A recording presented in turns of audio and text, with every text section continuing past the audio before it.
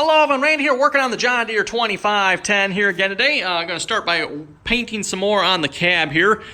Between last episode and this episode here, I did get another coat of primer on the cab here.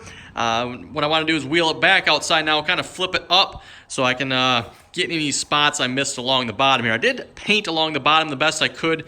Well, it was like sitting like this, but I'm not sure, what I missed under there because I can't exactly see. So kind of want to carefully try to flip it up on its side there and just paint anything I missed. Maybe I didn't miss anything. Maybe it's already painted. I don't know, but I kind of doubt it. I probably missed something under there. Like I said, I did the best I could, kind of, standing on my head to get it painted, but we'll see. Let's just make sure everything is painted the best I can. And then what I'd like to do, and we're not going to get to it here tonight, I don't think, but I'd like to try fitting it to the tractor just to see what I need to do as far as getting it on the tractor itself goes. So that might be maybe tomorrow's video, trying to set it up on there, just to see where everything's going to lay out, what I need to know, is everything going to line up, that type of thing. So then of course paint it the green, and inside again I do have, where did I put it?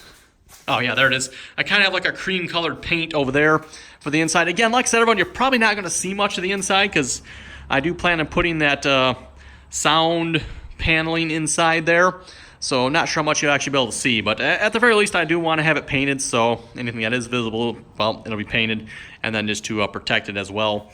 So yeah, I got still quite a bit of paint left. Yeah, that shouldn't be a problem. Also, want to get to this episode. Yes, I don't know, haven't really been teasing it a whole lot, but what's on this skid here? Yes, I want to get to that. So stay tuned for that, everyone. Let me do some painting here first.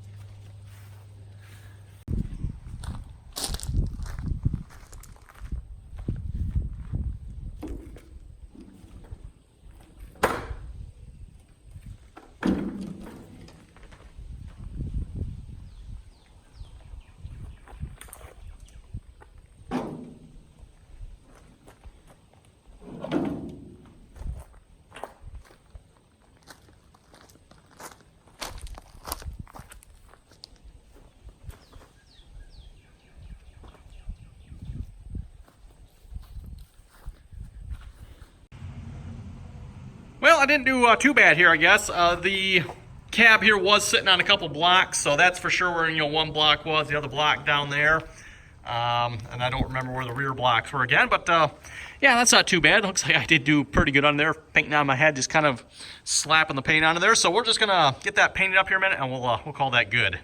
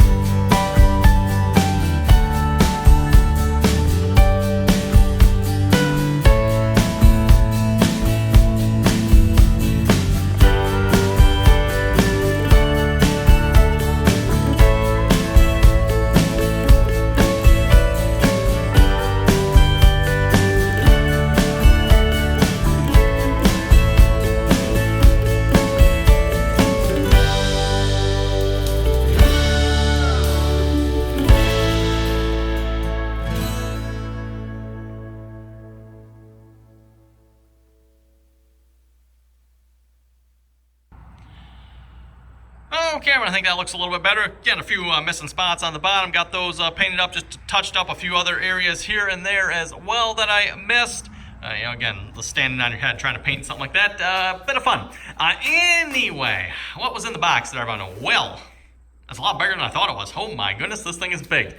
Yes, in case you haven't figured out, this is the air conditioning unit for the tractor, at least hopefully anyway. We'll find out. We went with the Coleman Mach 8, I think this is.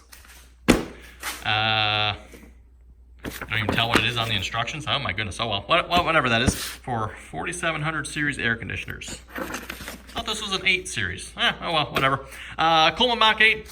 We got the air conditioning unit itself, the ceiling unit, and then there's the heater kit in there as well. So that's kind of the reason I went with this particular unit here. Air conditioning and heat all in one.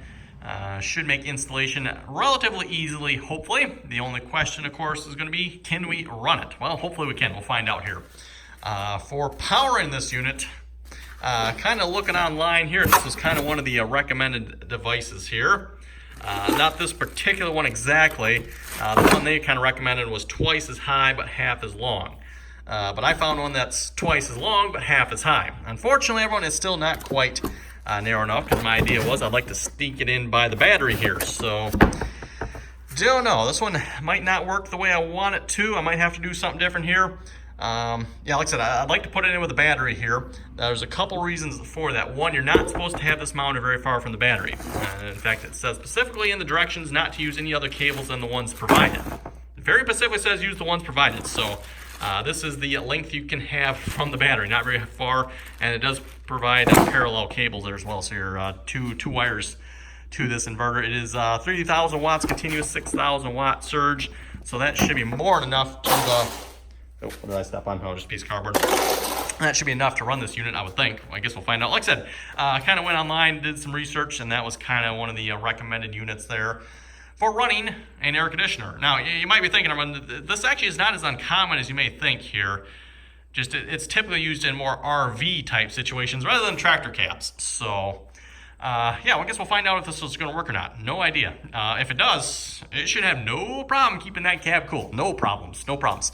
So yeah, my idea here, Evan, is I'd like to test this out, see if it's going to work. So I'm going to get this hooked up here.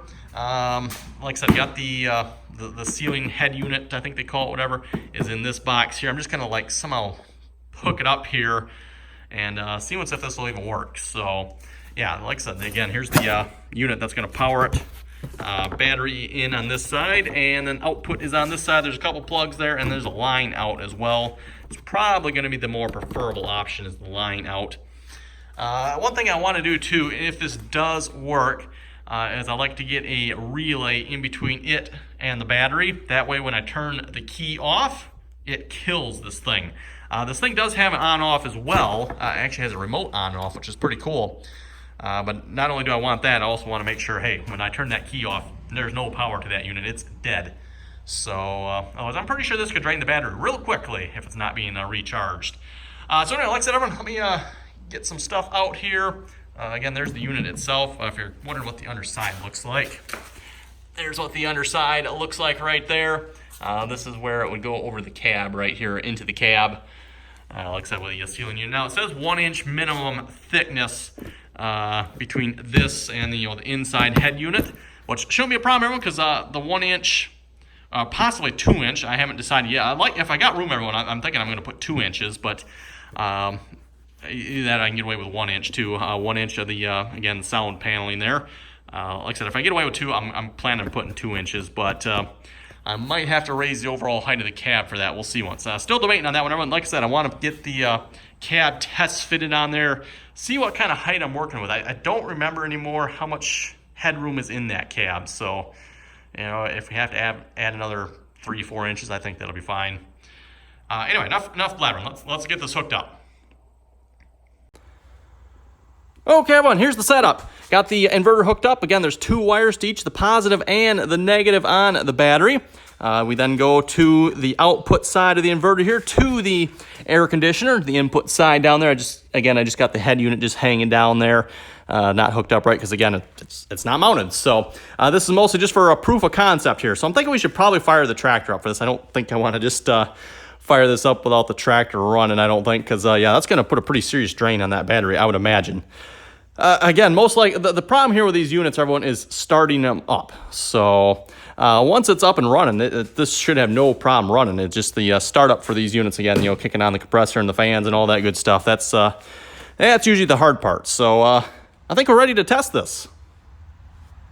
Okay, everyone, you're probably not going to be able to hear me real well, but... oh, yeah.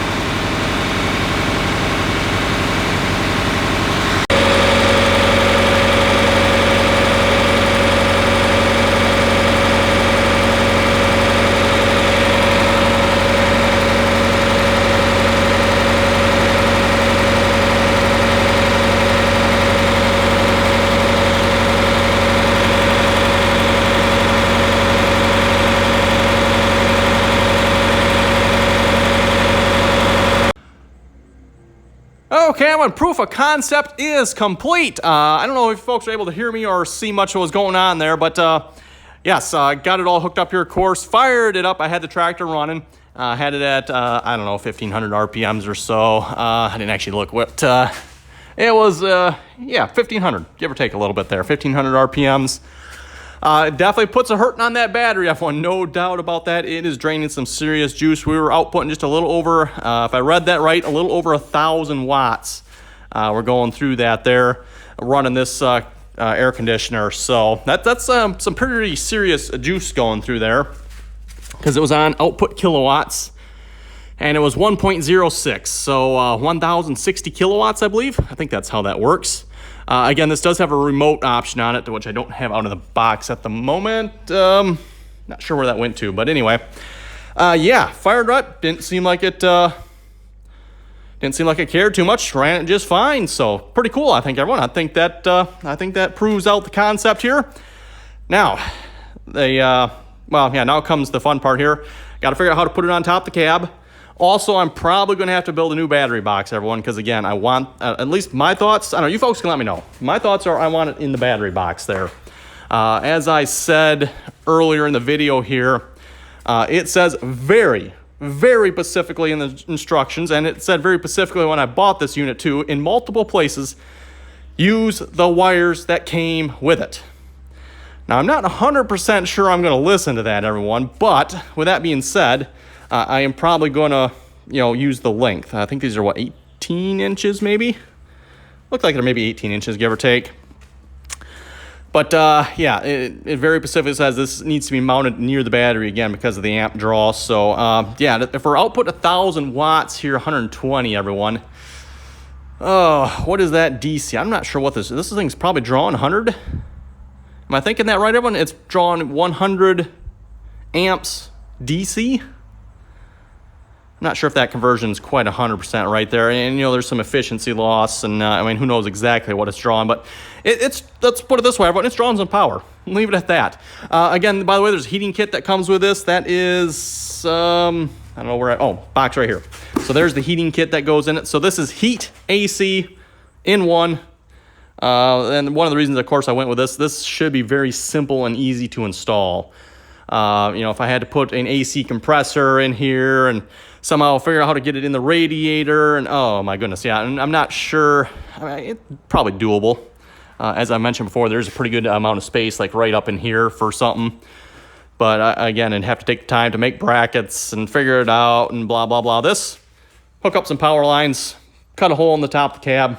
We got heat, we got AC, we're done. So maybe not necessarily the most efficient way to do it, but I think it's the easiest way to do it. Plus, everyone, this gives me the option if I ever have to remove the cab, because again, to work on this track, you pretty much kind of sort of have to remove the cab. So it should make cab removal easy, because just disconnect the wires. Actually, not even these wires, it'd be these wires, which I'll probably get some flexible, like 10 gauge, I'm thinking. That's what I'm thinking anyway.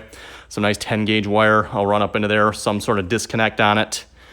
Haven't really decided what yet, but that way we can disconnect. Also, as I mentioned too, I want to get a relay or something in between here, just so when I turn the key off, done, no power. Even though this has an on-off switch on it, which, I should probably turn it on and off when I want it. But I just want, hey, if I accidentally forget to, whatever, everyone, turn the key off, it's done. So I got to figure out what I can put in there for a relay, or actually, would it be a relay? For higher power draws, things like this, I think they call it something different. I'm going to have to do a little research on that, everyone. So anyway, everyone, I think that with that, we're going to wrap this video up here. Like I said, I think proof of concept is complete. It works. It's going to go back in the box for now until I get the cab finished. And I mean, before I put the cab on, there's a couple of things I want to do here too. So anyway, everyone, thanks for watching, and till next time.